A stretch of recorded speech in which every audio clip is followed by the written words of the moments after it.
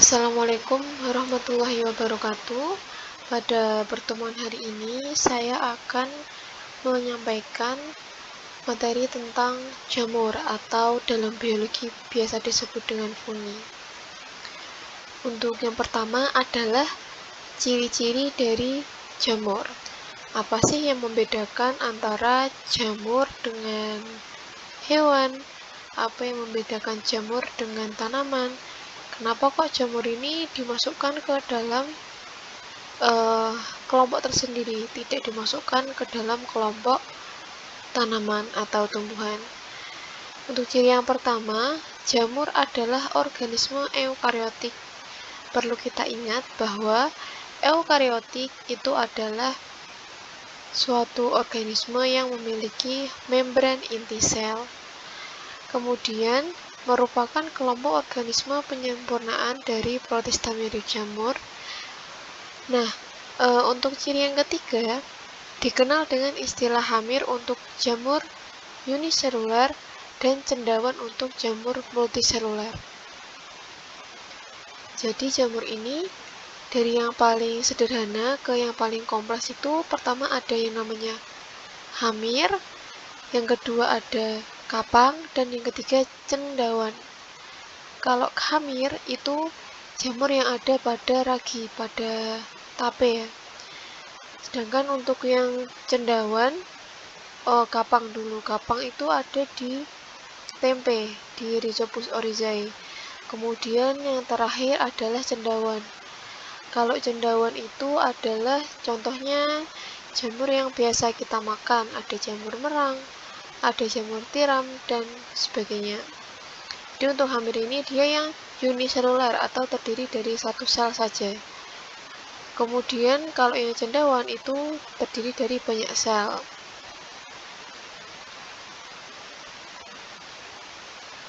Selanjutnya,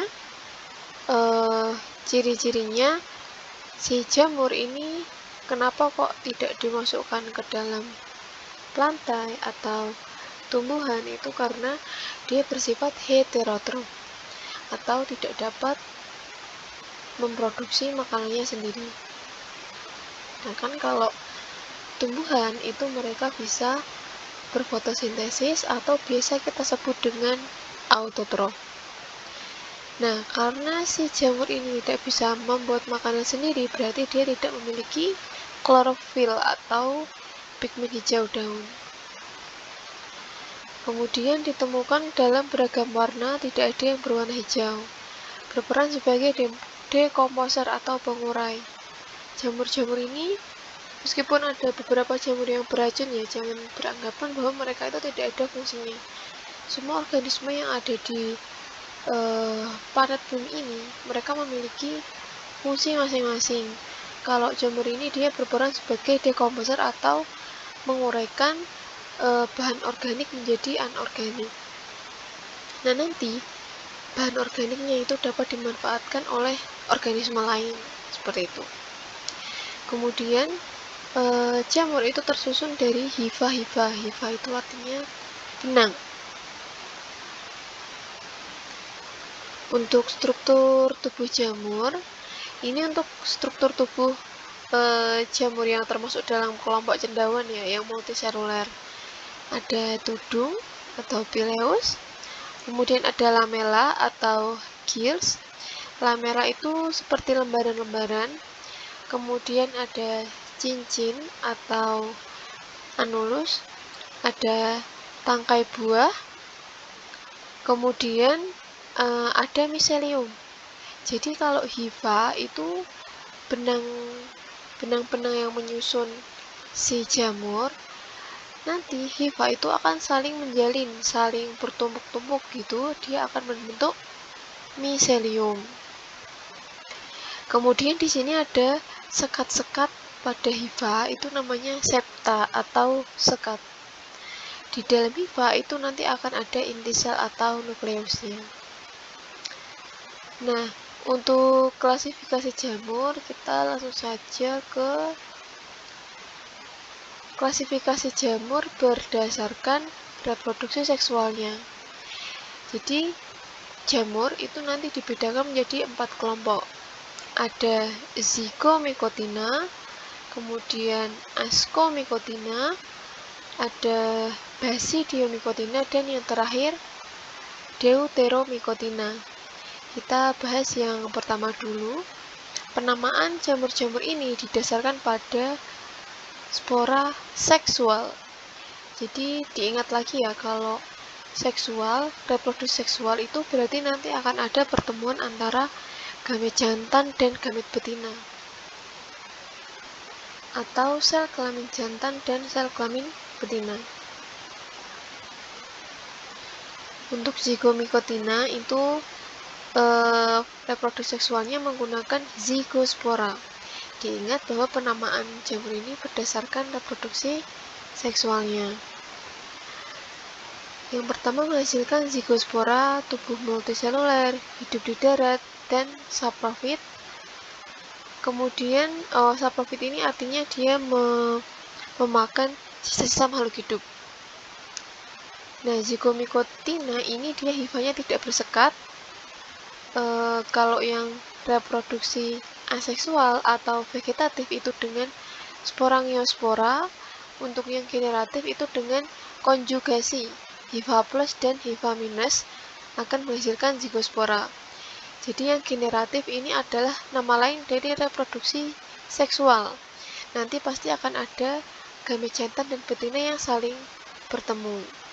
Contoh zigomycotina ini adalah jamur pada tempe, Rhizopus oryzae.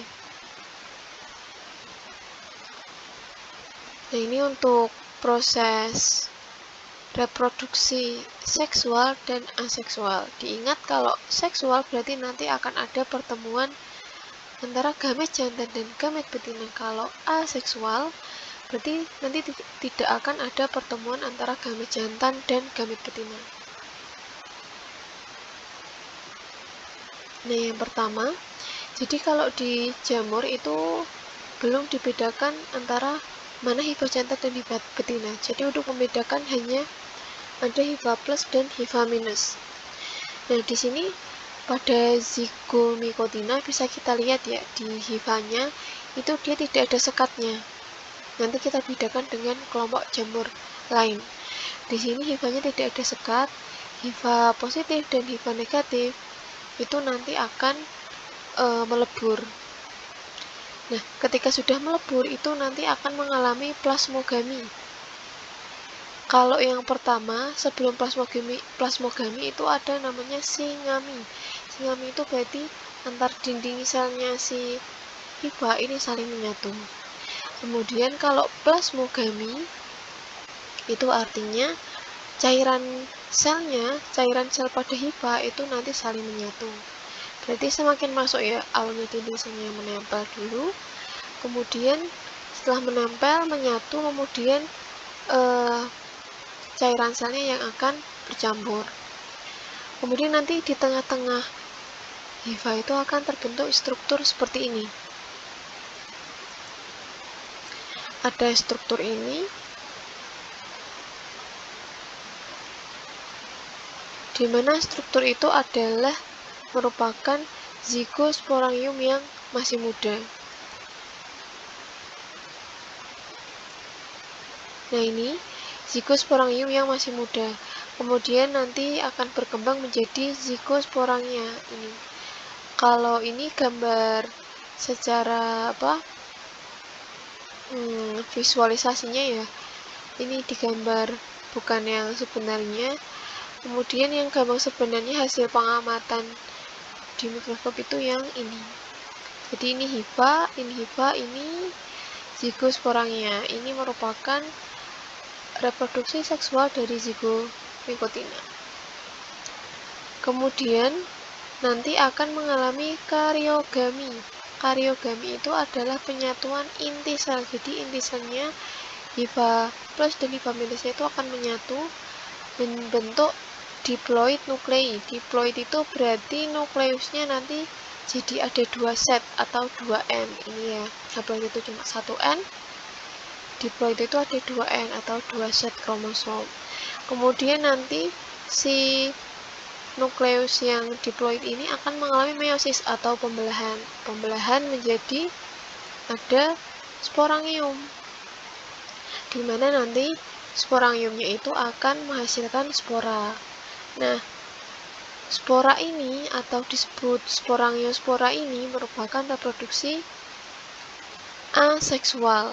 Jadi si zigomycotina itu dapat berkembang biak yang pertama dengan tadi ya peleburan HIV positif dan HIV negatif, atau disebut dengan reproduksi seksual karena ada pertemuan gamet plus dan minus. Kemudian bisa juga mereka memperbanyak diri melalui sporangiospora ini.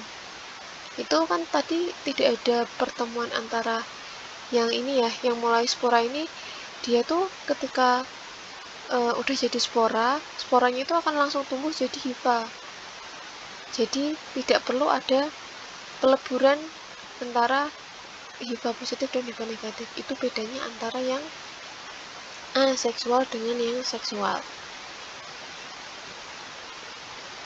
Selanjutnya untuk kelompok Ascomycotina. Untuk kelompok Ascomycotina ini sesuai namanya ya, Ascomycotina itu menghasilkan ascospora untuk reproduksi seksual atau generatif. Kalau vegetatifnya, tadi ya zigomycotina itu ada sporangiospora, pada Ascomycotina itu membentuk tunas atau spora dari conidia. Ascomycotina ini uniseluler atau multiseluler, bisa sel satu atau bersel banyak. Kemudian memiliki hifa yang bersekat, berbeda dengan tadi yang zigomycotina. Hidup dengan cara ada yang parasit. Parasit itu berarti hidup pada organisme yang masih hidup. Kalau saprofit hidup pada organisme dia memakan sisa-sisa makhluk hidup. Dan ada yang bersimbiosis. Contoh Ascomycotina itu adalah Saccharomyces cerevisiae, di mana itu merupakan ragi, biasa digunakan untuk tape. Kemudian ini untuk reproduksi seksual dan aseksual dari Ascomycotina. Bisa dilihat ya, ini maaf gambarnya kurang jelas, tapi hifa di sini masih sedikit terlihat. Kalau di sini ada sekat-sekat di hifanya. Berbeda tadi dengan yang zigomycotina tadi tidak ada sekat. Kita bandingkan ya. Di sini dia tidak ada sekatnya ya. Sedangkan pada Ascomycotina itu ada sekat-sekatnya. Ini kelihatan ya ada sekat-sekatnya, di mana setiap sekat itu nanti dia ada inti sel. Untuk prosesnya hampir sama, cuma yang membedakan adalah bentuknya. Jadi dari nomor 1 nanti akan ada HIV plus dan HIV minus, nanti dia akan melakukan peleburan. Nah, peleburannya itu difasilitasi yang namanya trikogin. Trikogin itu jembatan yang menghubungkan antara HIV plus dan HIV minus. Nah, nanti kemudian si HIV plus dan HIV minus ini akan membentuk askus dikaryotik. Berarti dia askus dengan memiliki banyak inti. Nah, nanti dia akan berkembang, nanti inti selnya tuh dia tambah banyak nih, kelihatan ya, inti selnya tambah banyak. Kemudian nanti setelah pembelahan akan membentuk yang namanya ascospora. Ascospora itu bisa disebut juga dengan cirinya itu dia membentuk struktur seperti kantong gitu. Ini ascospora. Nah, nanti si ascospora ini akan tumbuh menjadi ascospora yang dewasa, kemudian akan membentuk miselium. Setelah terbentuk miselium ini nanti bisa bereproduksi lagi secara seksual. Intinya kalau seksual tadi ada peleburan.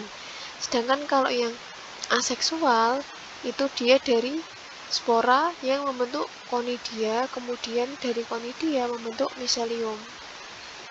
Dari miselium nanti dia akan membentuk hifa lagi.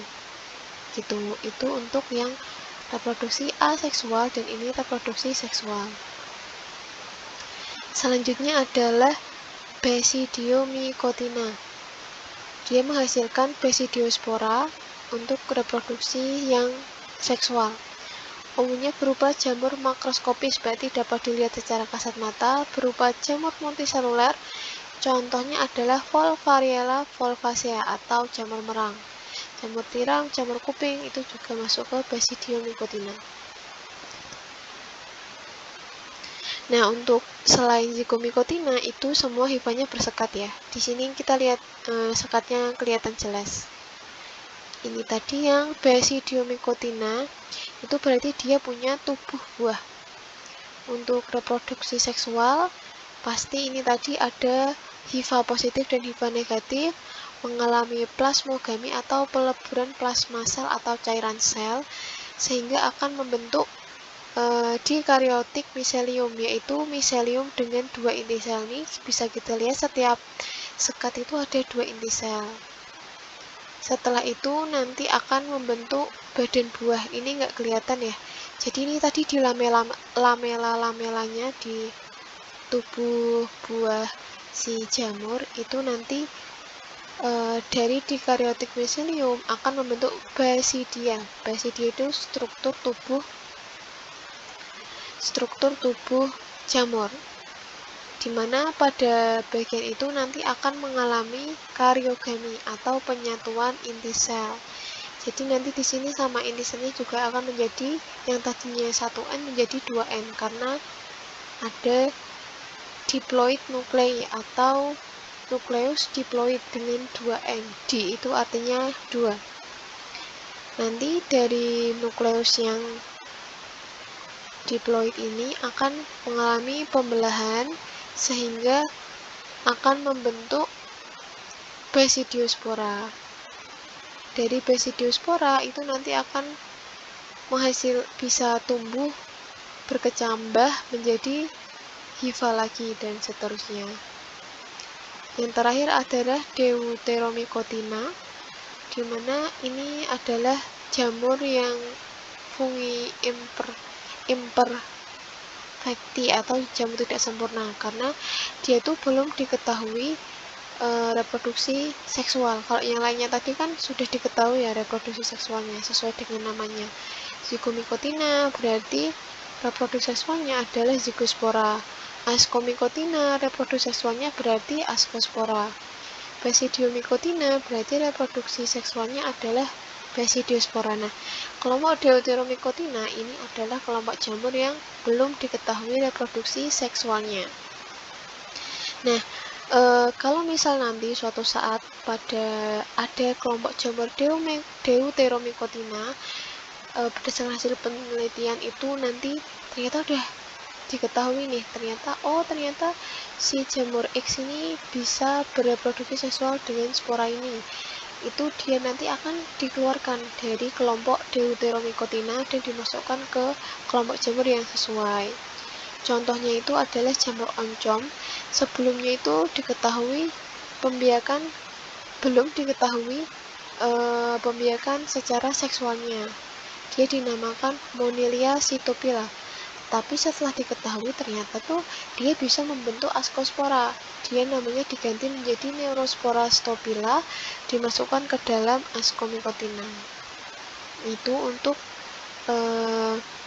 klasifikasi dari jamur. Untuk pertemuan hari ini cukup sekian. Untuk selanjutnya silahkan anak-anak nanti menyimak tugas yang saya berikan di Edmude. Saya tutup. Assalamualaikum warahmatullahi wabarakatuh.